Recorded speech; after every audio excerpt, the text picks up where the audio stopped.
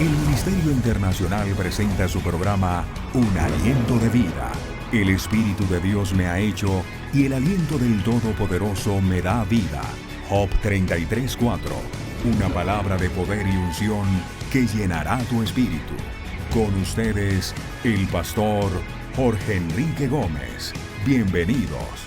Entonces Abraham va y comienza a pensar, bueno, Sarai, mi esposa, es estéril, está anciana, entonces la ley también me permite que ella me dé como esposa a su esclava. Todo esto comienza en la mente de Abraham. Dios le reitera y le dice, no es tu pacto, es mi pacto. Es mi pacto sobre ti. Por lo cual vuelve Dios y le dice, Génesis 15, 5 y 6. Vuelve Dios y le dice, será un hijo tuyo. Génesis 15, 5 y 6. Y lo llevó fuera y le dijo, mira ahora los cielos. O sea, Dios le había dicho, mira el polvo. Ahora Dios vuelve y le dice, ahora mira los cielos y cuenta las estrellas, si las puedes contar. Y le dijo, así será tu descendencia. Y creyó Jehová y le fue contado por justicia. Y le creyó a Jehová y le fue contado por justicia. Así que Dios continúa con una sublime sencillez de ilustraciones prácticas, porque le dice, mira el polvo, así será tu descendencia. ¿Puedes contar el polvo, las partículas? Si alguien las puede contar, contará tu descendencia. Y hasta el día de hoy nadie ha podido contar. Luego Dios le dice, mira, el pacto es fructifica y multiplica. Esa es la constante. Ese es el testimonio. Ahora Dios le dice, las estrellas serán el testimonio. Dios desafía a Abraham y le dice, dime un número. Listo.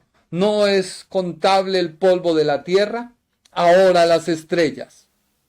Las estrellas, si tú las puedes contar, dice, así será tu descendencia. Pero esta descendencia tiene algo diferente. La descendencia del polvo son millares, miles. Pero la descendencia en cuanto a la simiente venía del cielo. O sea, Dios lo estaba llevando a Abraham de mirar lo terrenal a que mirara lo celestial. Dios te quiere llevar a ti de que no pongas tu mirada en lo terrenal, sino que fijes tu mirada en lo celestial. ¿Por qué? Porque Dios se compromete a sí mismo con Abraham. Hoy Dios se compromete con nosotros nuevamente a sí mismo, pero a través de Cristo. Cristo es tu seguro. Si el creyente pudiera entender el poder que hay en el nombre de Jesús de Nazaret, que muchos han entendido. Hoy hablábamos con mi esposa en el carro y decíamos, el nombre de Jesús de Nazaret tiene poder. Tiene poder tanto así que muchos que practican el exorcismo lo usan. Recuerda que la Biblia dice, muchos me dirán, Señor, Señor, y no entrarán en el reino de los cielos. Hicimos esto, hicimos aquello, pero el Señor les dice, yo no te conozco. Pero el cristiano tiene un poder en sus manos, tiene un poder en su vida. Así que Dios se compromete. ¿Por qué? Porque el Dios que hizo el todo de la nada donde el polvo de la tierra hay miles y millones de partículas, donde las estrellas son el testimonio y donde todo lo creado por el poder de su palabra está dispuesto a Abraham para que se cumpla la promesa que Dios le dio. Multiplicar una descendencia. Pero sería a través de Sarai. Pero hasta este momento, Abraham iba entendiendo lo que Dios quería de él. Porque Dios, quien pacta, es el que decidió aceptar el pacto. Pues entender lo que Dios está hablando solo lo entiende quien ha entrado en pacto con Dios. Parece un trabalenguas. Tú que eres cristiano, que entras en esa intimidad con Dios, que entras en tu lugar secreto. Solo tú puedes entender lo que Dios tiene para ti. Lo que pasa es que muchas veces no lo entendemos porque ponemos nuestra confianza en un consejero, en un líder, en un pastor, hoy en un profeta, en X persona. Ponemos nuestra confianza. Y resulta que Dios le dice, esta visión que tú ves es algo que solo tú vas a poder entender. Mira lo que dice Daniel, capítulo 10, versículo 7, que es un versículo que te traigo para poder apoyar y poderte hacer entender lo que quiero decirte. Daniel 10:7. Y solo yo, Daniel, vi aquella visión. ¿Quién la vio? Daniel. Y no la vieron los hombres que estaban conmigo. O sea, ¿Daniel estaba solo? No. Daniel no estaba solo. Daniel estaba con más personas. Pero ¿quién vio la visión? Daniel. Daniel lo está diciendo. Y solo yo, Daniel, vi aquella visión. Y no la vieron los hombres que estaban conmigo, sino que se apoderó de ellos un gran temor y huyeron y se escondieron. Tú, cuando entras en pacto con Dios y tú te acoplas al pacto que Dios hizo contigo, es un pacto entre Dios y usted. Tú no puedes andar buscando que Dios hizo un pacto con Abraham y empezar a buscar cuáles fueron las estrategias. Y entonces comienzas a mirar y a hacer una serie de obras que al final Dios te dice, vas mal. No es por obras. El hecho de que Abraham hubiera dejado tierra, parentela y casa de padre, no le aseguraba a Abraham estar en el pacto. Entiéndelo. El hecho de que tú hayas recibido a Jesucristo en tu corazón no te garantiza que eres salvo. Si no llevas una vida de comunión con Dios, si no llevas una vida santa, que hoy la santidad es práctica porque estamos en Cristo, sí. Que hoy mi santidad es posicional porque a través de Cristo fui declarado santo, sí. Pero si tu vivir no es de acuerdo a lo que Dios pide, estás mal. Vas muy mal. Así que acoplarnos a un pacto que Dios hace con alguien, sin entender que hoy en Cristo podemos desarrollar nuestra propia vida, es ser una persona que percibe las cosas como el mundo las percibe, donde no hay sensibilidad humana. Dios quiere que tú te acerques confiadamente al trono de la gracia. Dios quiere que tú cumplas tu desarrollo espiritual en Él. Para ello, ¿qué necesitas?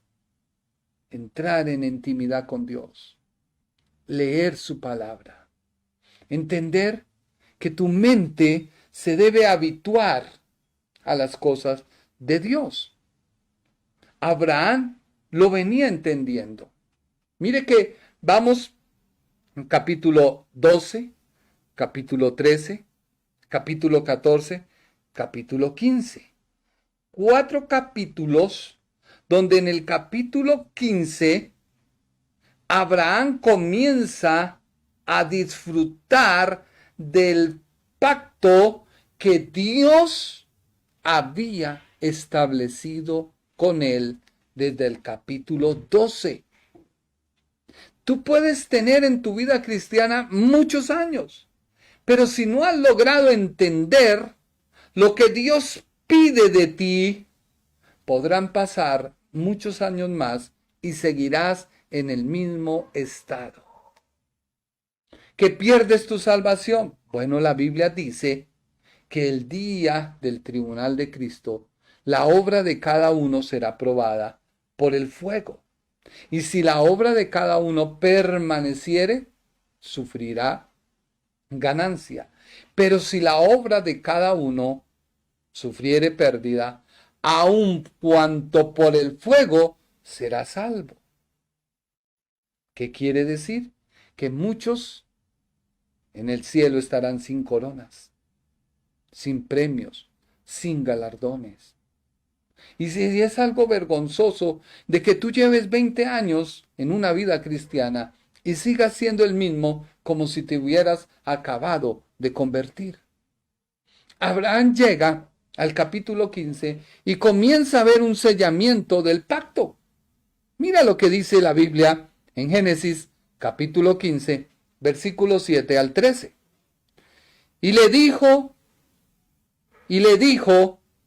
yo soy Jehová, que te saqué de Ur de los caldeos para darte a heredar esta tierra. Y él respondió, Señor Jehová, ¿en qué conoceré que la he de heredar? ¿Había incertidumbre y expectativa en Abraham? Sí. ¿Ya había visto a Dios actuar? Sí. Pero él le dice, ¿en qué conoceré que la he de heredar? Una pregunta. No tengo hijo, ¿en qué la he de heredar? No tengo prole, ¿en qué la he de heredar? Tengo tierra, tengo criados, ¿en qué la he de heredar? Versículo 9. Y le dijo, Dios le dijo, tráeme una becerra de 3 años, una cabra de 3 años, un carnero de 3 años, una tórtola también y un palomino. Y tomó él todo esto y lo partió por la mitad. Y puso cada mitad una enfrente de la otra. Mas no partió las aves. Y descendían aves de rapiña sobre los cuerpos muertos. Y Abraham las ahuyentaba. Mas a la caída del sol sobrecogió el sueño a Abraham. Y he aquí que el temor de una gran oscuridad cayó sobre él.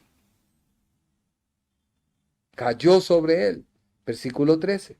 Entonces Jehová dijo a Abraham, ten por cierto que tu descendencia morará en tierra ajena y será esclava allí y será oprimida 400 años.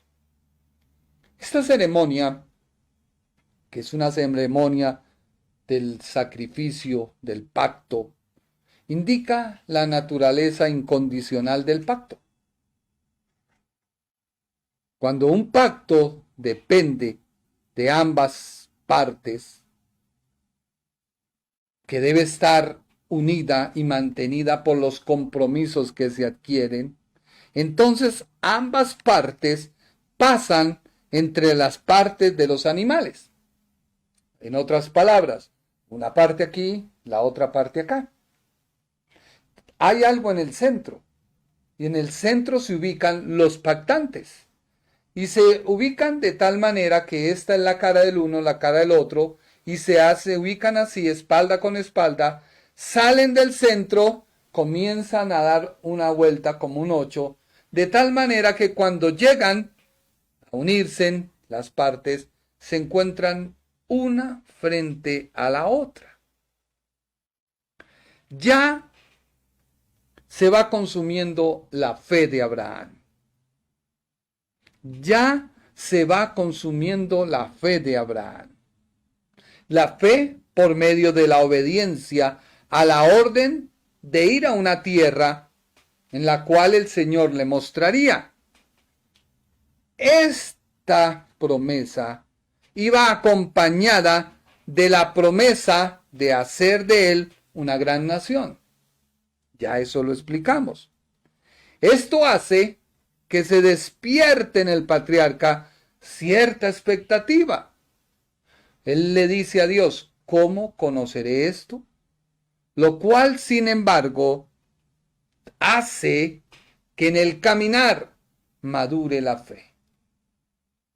Tú como creyente no te debes angustiar porque tu fe no tiene el nivel de fe de tu pastor o no tiene el nivel de fe de otro.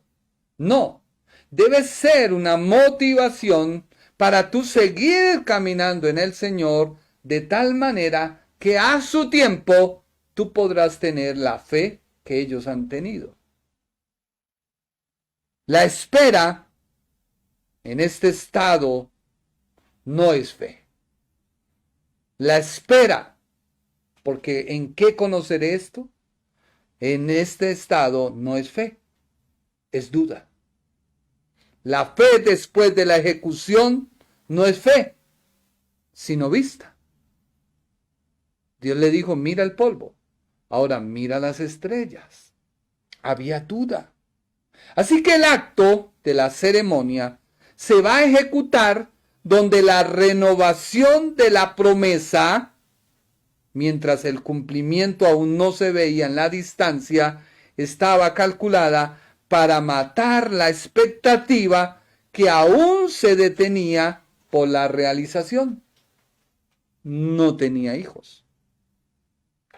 Para darle la vitalidad de un consentimiento y una adquisicencia, se debía establecer el pacto de partir los animales por la mitad, donde la fidelidad de Dios iba a madurar la fe del patriarca, de tal manera que esta fe se iba a volver una convicción y confesión. Génesis 15:8. Y él respondió, Señor Jehová, ¿en qué conoceré que he de heredar? ¿Qué había ahora? ¿Qué había para despertar la fe de Abraham más que la primera promesa? Vuelve Dios nuevamente a reiterársela. Hubo una retención de la actuación, dejando espacio para el ejercicio de la fe pura. Dios iba llevando a Abraham de tal forma que a medida que Abraham caminaba, su fe se acrecentaba. Esto quizás te está pasando cuando tienes un problema que quizás ya lleva unos días, unas semanas, y tú no ves nada. Pero a medida que tú abres la palabra, Dios vuelve y te reitera. Yo soy tu Dios. Yo soy tu Dios todopoderoso. Yo voy a restaurar tu familia. Yo voy a restaurar tu economía. Yo voy a restaurar todo. Y tú empiezas, pero no lo ves. Así que Dios nos da un tiempo para que nosotros nos enfrentemos con nuestra propia mente. Escúchalo bien. Dios nos da un tiempo para que nosotros nos enfrentemos con nuestra propia mente frente a la verdad que posiblemente vemos. Pero mi mente se debe enfrentar para comprender la verdad de Dios, aun cuando mis ojos vean la verdad que ofrece el mundo. Y es ahí donde tú debes tener determinación para aceptar la verdad de Dios que no ves. Eso le estaba pasando a Abraham. ¿En qué conoceré esto? Ahora vemos nosotros que hay varios tratos registrados en los capítulos 12, 13, 14 y en el 15 que estamos estudiando. Sí, el Señor lo lleva a concebir el sentimiento más noble de fe en lo que Él le ha prometido. Hay antecedentes que han mostrado una ejecución de Abraham, pero Dios debe desarrollar un plan, y ese plan es eliminar cualquier dificultad, incredulidad que pueda haber en tu vida. Dios le dijo: yo soy Jehová que te saqué de Ur de los Caldeos. Yo te voy a dar a heredar esta tierra. Dios le había dicho: cuenta el polvo. ¿Lo puedes contar? No. Así será tu descendencia. Pasan capítulo 14, 15. Y vuelve Abraham y le dice: Señor, recuerda que tú prometiste. Dios le dice: sí, pero no va a ser como las normas de tu país lo rigen. No. Vas a tener un hijo. Y empieza la ceremonia. Había un momento de la liberación.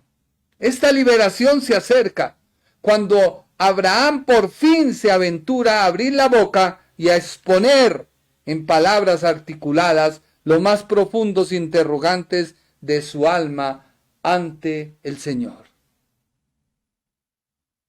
¿En qué conoceré esto? Quizás tú tienes un problema y no sabes cómo hacer. Y lo que tú ves es la culpabilidad en otro. Y quizás has aceptado tu culpa, pero esa culpa la has aceptado con tu mente, con tus labios, pero no con tu mente. Porque aun cuando tus labios confiesan algo, en tu mente hay otra cosa. Y ese es el gran problema. Hoy escuchaba un video de un médico que hablaba acerca de los problemas de enfermedades, en los problemas mentales que se venían agolpando a través de las personas que permitían que a su mente entraran cosas negativas. Y la ciencia ha descubierto que cuando la gente permite que a su mente entre algo, comienzan a ocurrir cosas. E hicieron un estudio con unas religiosas y se dieron cuenta que ellas donaron sus cerebros para ese estudio y se dieron cuenta que esos cerebros eran sanos, porque ellas habían concebido una mente en el servicio a Dios. Así que Abraham se encuentra enfrentado a una realidad, en una promesa. Entonces, a su debido tiempo, se efectuará el nacimiento de una fe genuina. No por el comienzo del cumplimiento de la promesa, sino por la reafirmación explícita en varias partes. Y eso es lo que hace el capítulo número 15. Este capítulo nos muestra esa gran seguridad que cubre en su forma más estrecha y más amplia toda incredulidad. Así que la fe brota únicamente por una semilla de promesa. Y la fe comienza a acrecentarse a medida que hay una relación íntima con Dios. Así que dice la Biblia que esa palabra de Abraham decir, yo creo en lo que tú prometes, le es contado por justicia. Pero, ¿qué es la justicia? ¿De qué sentencia de peso en la confesión podemos decir de Abraham? Mire lo que dice Romanos, capítulo 4, versículo número 13. Porque si Abraham no hubiera sido justificado por su fe, por creerle a Dios, créame que ningún hombre lo hubiéramos logrado. Pero la Biblia dice en Romanos 4:13, porque no por la ley fue dada a Abraham o a su descendencia la promesa de que sería heredero del mundo, sino por la justicia de la fe. Así que la justicia del hombre nace ¿dónde? En la fe. La justicia no es algo que tú y yo nos merezcamos. Hasta aquí hemos visto lo suficiente de Abraham para decir, sí, por haber dejado su tierra, por haber dejado su pariente Lot, por haber dejado su casa, por haber hecho esto, por haber hecho aquello, por haber partido los animales, es que fue justificado. Y la Biblia dice, no. ¿Por qué? Porque la fe es imputada a Abraham. ¿Qué quiere decir? Que la fe le fue dada. ¿Y le fue dada por qué? Por la misericordia y la gracia de Dios que les es extendida.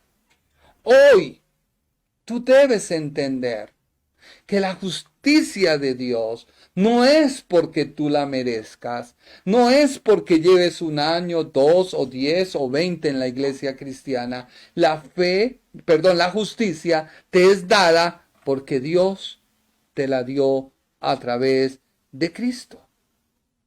Por ello, la misericordia y la gracia son extendidas. La misericordia surte un efecto en el perdón de su pecado. Y la gracia se otorga a través de la recompensa de la justicia. Cristo. Cristo es nuestra justicia. Así que lo que tú debes entender y lo que Dios tiene en cuenta es que la justicia es por la fe. Abraham le creyó a Dios y le fue contado por justicia. Así que la ausencia de la justicia es lo único en el pecador que puede contarse por justicia. Tú no te la ganaste. Mira lo que dice Romanos capítulo 4, versículo 1 al 3. Romanos capítulo 4, versículo 1 al 3. ¿Qué pues diremos? ¿Que halló Abraham nuestro padre según la carne? Porque si Abraham fue justificado por las obras, tiene de qué gloriarse, pero no para con Dios. ¿Por qué? Porque la Escritura dice, creyó Abraham a Dios y le fue contado por justicia. Así que la justicia es por la fe. ¿Por qué? Porque la justicia no es de la naturaleza de la misma como justicia, sino hoy es una persona. Cristo. Si la justicia fuera algo real, no podría contarse como tal. ¿Por qué? Porque tú debes creer en Dios, quien promete bendecirte y promete bendecirte a los que no la merecen. Es esencialmente diferente de obedecer a Dios, quien garantiza bendiciones a los que no la merecen. Por eso, hoy, tú debes tener la plena confianza que si cometiste un pecado el día de ayer, que si cometiste una ofensa el día de ayer, pero hoy vienes al Señor y pides perdón, ese pecado te es borrado por la justicia que no proviene de haber pedido perdón, sino por la justicia que Dios te da a través de Cristo. Por lo tanto, si algo no te sale bien, no fue porque cometiste el pecado, o no fue porque Dios no te perdonó, o no fue porque Dios no te dio fe o tú no tienes la fe suficiente. No, es porque tú no has entendido qué es estar en comunión con Dios, que es diferente a la justicia. Así que la justicia es la confianza en aquel que se compromete en bendecirnos a través de nuestro andar en Él. Y ese andar hace que haya una conformidad a través de que Cristo es tu justicia. Por ello Abraham comienza a entender que sí, había dejado muchas cosas, pero que eso no le estaba trayendo la bendición de Dios, sino le estaba trayendo la bendición de Dios a medida que él entraba en comunión con Dios.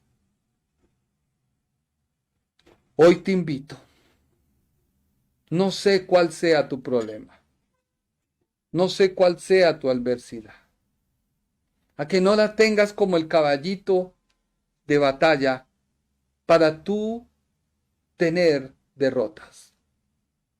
Las derrotas vienen es porque tu caminar con Dios no está en la comunión que debe tener tu vida con Él. Entiéndelo. La comunión con Dios cada día nos debe llevar de aumento en aumento. Recuerda Romanos, la noche está avanzada, o sea, ya está llegando a su culminación.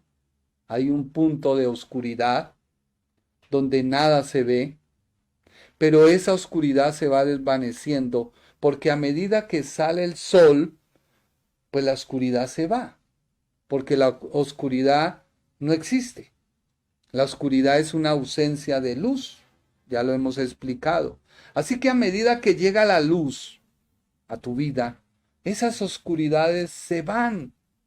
Entonces no es por el pecado que hayas cometido, sino es por la falta del conocimiento de Dios que no ha llegado a tu vida. Por lo tanto, ese conocimiento se debe hacer efectivo a través del Espíritu Santo. ¿Por qué no aceptas ese reto? Empezar a buscar a Dios. Y cuando empieces a encontrar, ten cuidado, no eres tú, es quien está adelante, atrás, a un lado, al otro lado, contigo. Dios. De tal manera que uno no termina haciendo nada, sino Dios termina haciendo su obra, porque la Biblia dice que todo lo que hagamos debe glorificar a Dios. Cometeremos errores, pero hay que aprender de cada error. Espero que este programa haya sido de bendición a tu vida. Si deseas, puedes compartirlo.